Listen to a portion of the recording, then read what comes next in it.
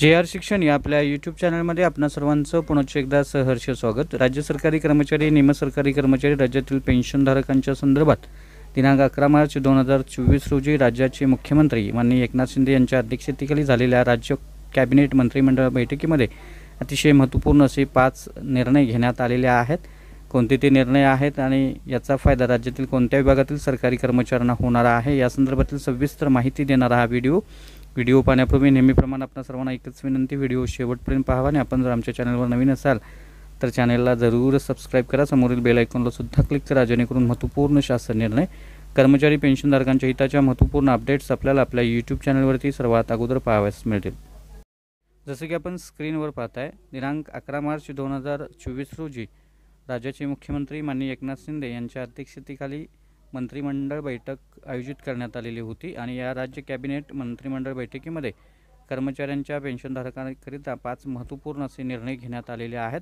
याच्यामधला पहिला महत्त्वाचा निर्णय म्हणजे आश्वासित प्रगती योजनेसंदर्भातला लाभ लागू करण्यासंदर्भातला अतिशय महत्त्वपूर्ण निर्णय घेण्यात आलेला आहे। राज्यातील खाजगी मान्यताप्राप्त असणाऱ्या शाळांमधील कार्यरत शिक्षक, शिक्षकेतर कर्मचाऱ्यांना आश्वासित प्रगती योजना लागू करण्याचा मोठा महत्त्वपूर्ण निर्णय घेण्यात आलेला आहे।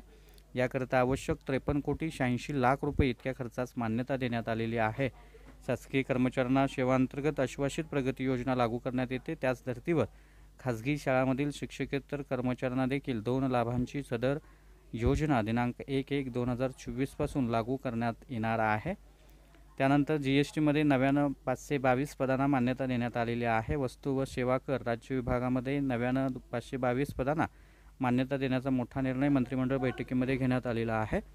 यामध्ये अप्पर राज्य कर आयुक्त 9 पदे, राज्य कर सह-आयुक्त 30 पदे, राज्य कर उपायुक्त 36, सहाय्यक राज्य कर आयुक्त 143, राज्य कर अधिकारी 275, राज्य कर निरीक्षक 27, स्वीस सहाय्यक 2, लघुलेखक गट अ अशा एकूण 522 पदांना मान्यता देण्यात आलेली आहे।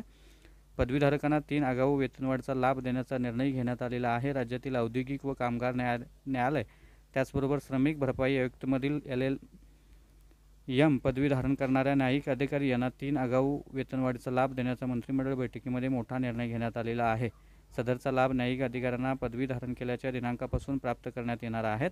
याकरता 49 लाख रुपये इतक्या खर्चास मान्यता देण्यात आलेली आहे।